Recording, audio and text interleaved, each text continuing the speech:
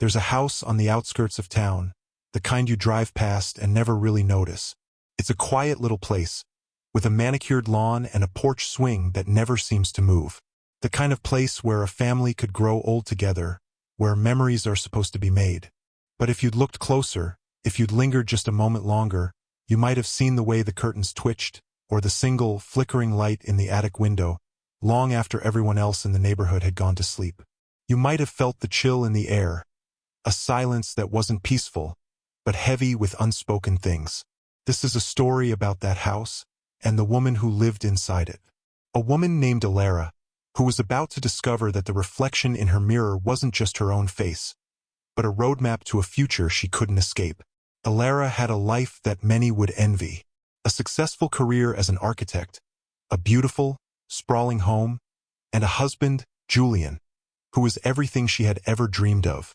They met in college, a whirlwind romance that settled into a comfortable, enduring love. He was an artist, a sculptor whose work filled their home with a certain kind of solemn beauty. He was quiet, introspective, and utterly devoted to her, or so she thought. Their lives were a perfect tableau, painted in shades of contentment and mutual respect. But every masterpiece has a hidden layer, a canvas beneath the surface that tells a different story. It began subtly, as these things always do. A fleeting sense of unease, a cold spot in the warmth of their life. It started with the mirror, not the one in their bathroom or the full-length one in their bedroom. It was an antique mirror Julian had found at a flea market, a large, ornate thing with a dark, heavy frame carved with strange, intricate patterns. He had insisted on hanging it in their study, a place he rarely used. He said it was for inspiration, for the way the light played off its tarnished surface. Alara didn't think much of it at first. It was just another of Julian's eccentricities. But then, she started to see things. Not ghosts or apparitions, but glimpses. Glimpses of a life she hadn't lived. The first time it happened, she was passing the study late at night. The door was ajar, and the moonlight caught the mirror just right. She saw herself, but not quite. The woman in the reflection had the same face, the same long, dark hair, but her eyes were haunted, hollowed out by a grief Alara couldn't comprehend. She was wearing clothes Alara didn't own, and her hands were clasped in a gesture of desperate prayer. It was over in a heartbeat, a flicker of an image that was gone as soon as she blinked. She dismissed it as fatigue, a trick of the light. But it happened again, and again. Each time, the image was clearer, more detailed. She saw herself or this other version of herself in different scenes. Standing by a gravesite, the name on the stone obscured. Crying, her face buried in her hands. Talking to a man, not Julian, in hushed, frightened tones. The woman in the mirror was a stranger, but a stranger who shared her face, her life, and her inevitable future. The visions became more frequent, more vivid. Alara started to feel a creeping paranoia. She would stand in front of the mirror, her own reflection staring back at her. And then, for a split second, the other woman would appear. The woman's life was a tragedy, a series of misfortunes and heartbreaks. Alara felt a deep, wrenching empathy for this spectral self, this ghost of a future she was apparently hurtling toward. She tried to talk to Julian about it. She approached him cautiously, trying to phrase her fears in a way that wouldn't sound insane. He listened patiently, his hand resting on her arm, his eyes filled with a familiar, loving concern. He told her she was working too hard, that the stress was getting to her. He suggested a vacation, a change of scenery. His calm, rational response only deepened her unease. He dismissed her visions as a symptom, not a warning. But what if they were a warning? What if the mirror was showing her a truth Julian was hiding? The more she saw, the more she felt an invisible wall rising between them. She began to notice things about Julian she had never seen before. The way his smile didn't quite reach his eyes sometimes. The way he would stare at the antique mirror for long, silent moments when he thought she wasn't looking. He had an unusual reverence for the object, a possessiveness that seemed out of place. One evening, she saw him standing in front of it, his back to her. He was whispering, a low, guttural sound she couldn't make out. When he turned and saw her, A flash of something, not anger but something colder, crossed his face before he composed himself. He smiled, that perfect, practiced smile, and said he was just admiring his handiwork. But Alara knew something was terribly wrong. She knew that the mirror was more than an antique. It was a window, and the future it was showing her was not a distant possibility, but an unchangeable reality, and Julian, her loving, devoted husband, was somehow at the center of it all. The stage was set, the players were in place, and a terrifying curtain was about to rise. The silence between Alara and Julian became a palpable thing, a physical presence in the room. The subtle glances, the moments of hesitation, the unspoken questions hanging in the air. It was a poison seeping into the foundation of their life. Alara found herself tiptoeing around her own home, watching her husband with the scrutiny of a detective rather than the trust of a wife. The mirror had become a dark, magnetic force, drawing her in with a morbid fascination. She would sneak into the study when Julian was out, her heart pounding in her chest, and stare at her own reflection, waiting for the other woman to appear. And she always did. The visions grew more detailed, more specific. The future she saw was no longer a vague shadow. It was taking shape. In one vision, she saw the other Alara in a dilapidated one-room apartment. Her hair was unkempt, her clothes were worn, and her face was etched with a profound weariness. On a small, wooden table, there was a newspaper, its headline blurred but the picture starkly clear.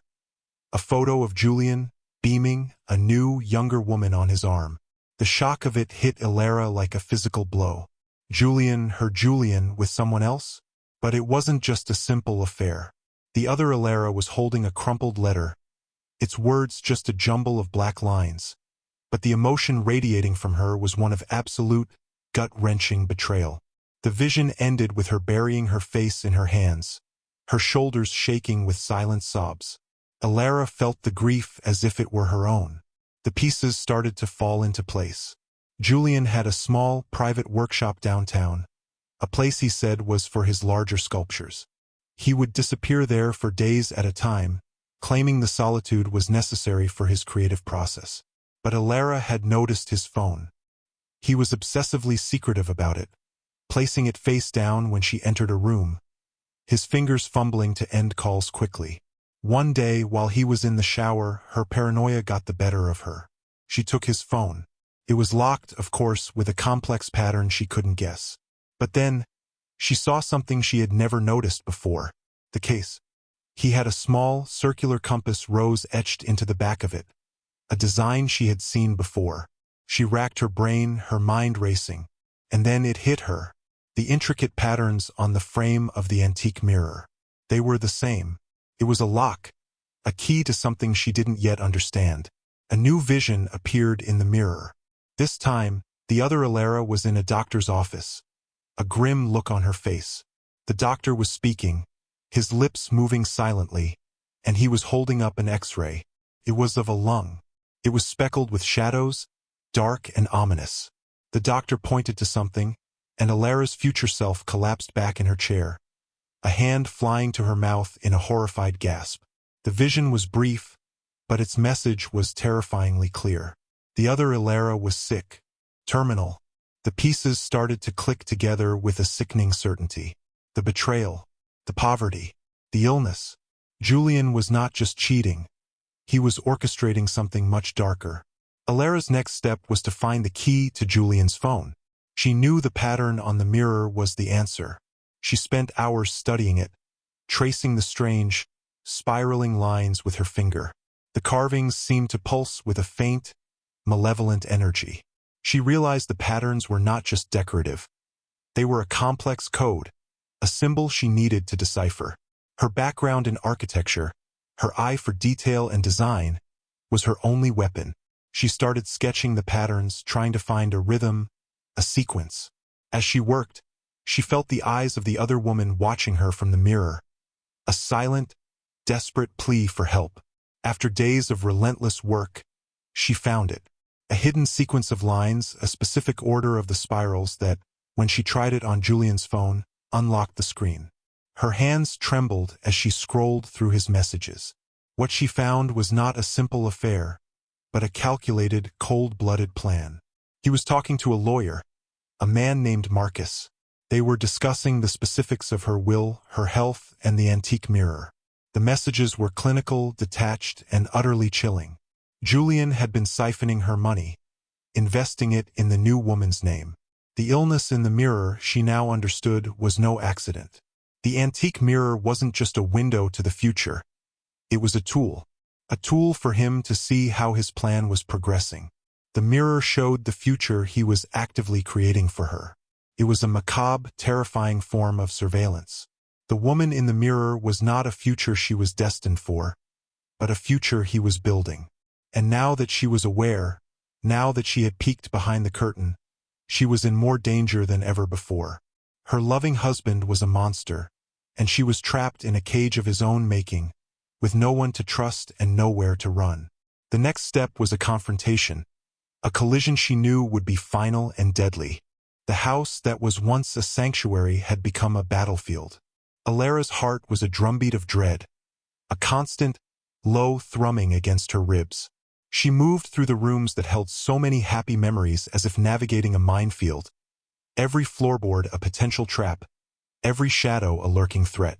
Julian's presence, once a source of comfort, now felt like a suffocating weight. She had seen the truth in the cold, clinical messages on his phone, and the weight of that knowledge was crushing her. She knew she couldn't run. She was an architect, a woman of logic and reason, but she was now caught in a horror story that defied all her training. The woman in the mirror was a constant companion, her haunted eyes a silent warning, a mirror image of the grief that was about to consume Alara's own life. The final piece of the puzzle came into horrifying focus when she found a hidden journal in Julian's workshop.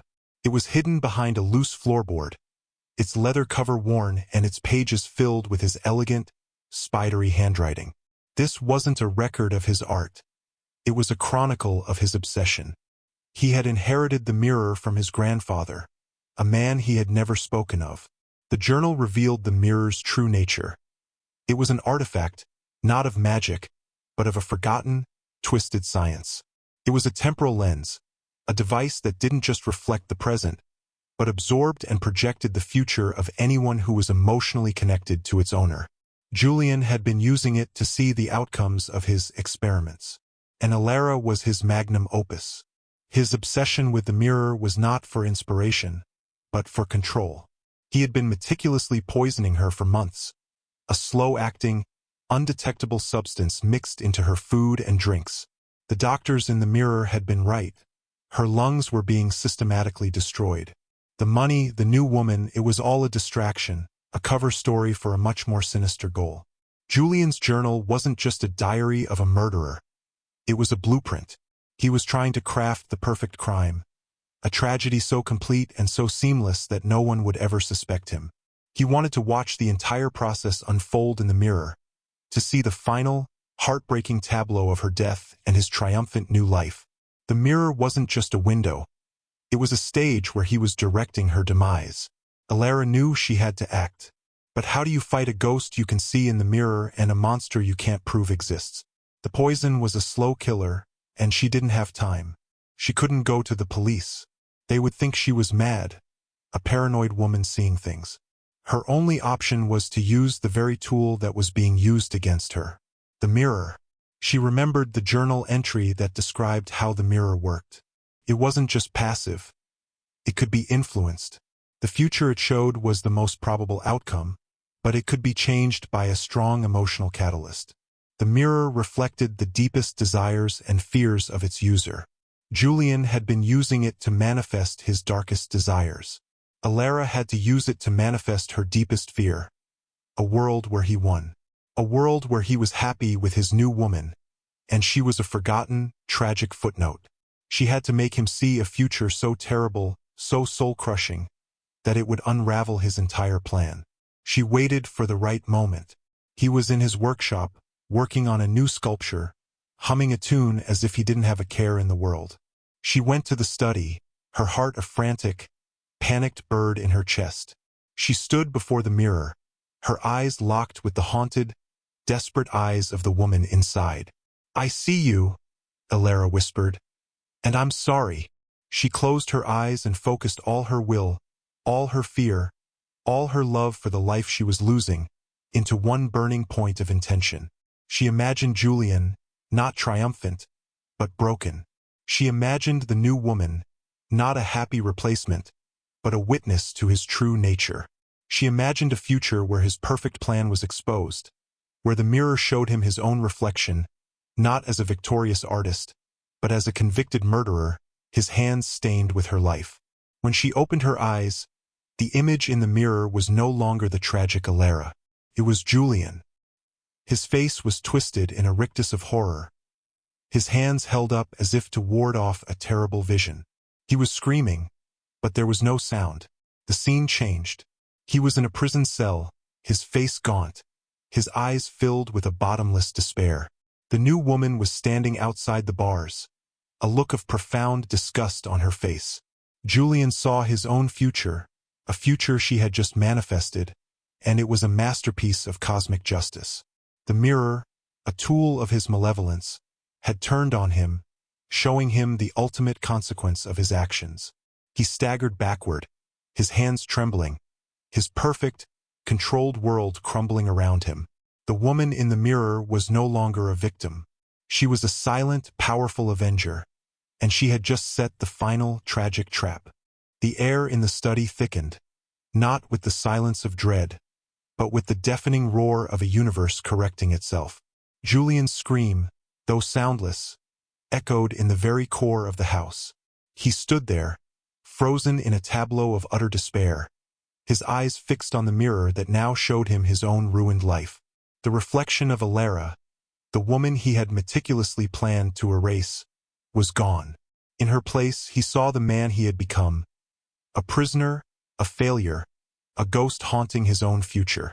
The poison he had been so carefully administering to her, the fortune he had been siphoning away, the new life he had envisioned with his younger lover, it all dissolved into nothing. The mirror, his instrument of control, had become his ultimate judge. It was a beautiful, terrible irony. Alara watched him, not with triumph, but with a cold, devastating sense of finality. The empathy she had felt for her future self was gone, replaced by a profound emptiness. She had just used a tool of black magic to save herself, and in doing so, she had become a part of the darkness she had fought against. The woman in the mirror, the tragic Alara, had found her peace. She was no longer a victim waiting for a future she couldn't escape. She was a memory, a warning, and a force that had been the catalyst for her own salvation. Alara felt her presence fade, a final, ethereal exhale. She was alone now, but she was free. Julian's body finally gave out. He collapsed to the floor, not from physical exhaustion, but from the spiritual weight of his own monstrous reality. His perfect plan had unraveled in a single, gut-wrenching moment. He was no longer a successful artist, a loving husband, or a cunning villain. He was just a man, broken by the reflection of his own soul. He lay there, his mind shattered, as Alara stood over him, a cold, hard resolve settling in her heart. She hadn't killed him in the conventional sense, but she had murdered his soul, his future, and the very foundation of his identity. She had stared into the abyss and it had stared back, and in that moment, she had used its own power against it. The ending was not a happy one. It wasn't a triumphant escape or a cinematic showdown. It was something far more subtle and far more chilling. Alara didn't call the police. She didn't expose his crimes. She didn't need to. The poison she had been ingesting was real, and it was still coursing through her veins. The doctors had been right, the sickness was terminal. The future she had seen in the mirror, the illness, the poverty, the betrayal, it had all been a distraction from the mirror's true message. Julian had been using the mirror to track the progression of her illness, to ensure his plan was on schedule. The future she had seen was the one he had planned, but it was now a path she was walking alone. She was going to die, and the house, once a home, would become her mausoleum. The victory was hollow, a cruel echo in a silent house. The police would eventually find Julian, a man reduced to a vegetative state by an unknown psychic trauma. His last lucid moments spent staring into an antique mirror that showed him the eternal prison of his own mind. They would find Alara, peaceful in her death, surrounded by the beautiful, silent sculptures of the man who had tried to kill her. And in the end, the only real survivor was the house itself, a silent sentinel, a repository of a love story that had become a horror story, its secrets buried within the cold, unforgiving frame of an old, cursed mirror. The mirror showed a future she couldn't escape, but she had found a way to take her enemy with her. She had chosen to die on her own terms, to use her last moments not for a futile flight, but for a final, devastating act of revenge. So, the next time you drive past that quiet house, with the manicured lawn and the porch swing that never moves, remember the story of Alara and Julian. Remember that some reflections hide more than they show, and some secrets are better left buried in the past. But if you've ever felt like your own life is unraveling, or if you've ever had a feeling that something is terribly wrong, maybe, just maybe, it's a sign. A sign that you need to start paying attention to the shadows, the whispers, and the reflections in your own mirror. And if you've enjoyed this descent into darkness, be sure to leave a like and subscribe to the channel, and hit that notification bell so you don't miss our next chilling tale. We'll be waiting for you.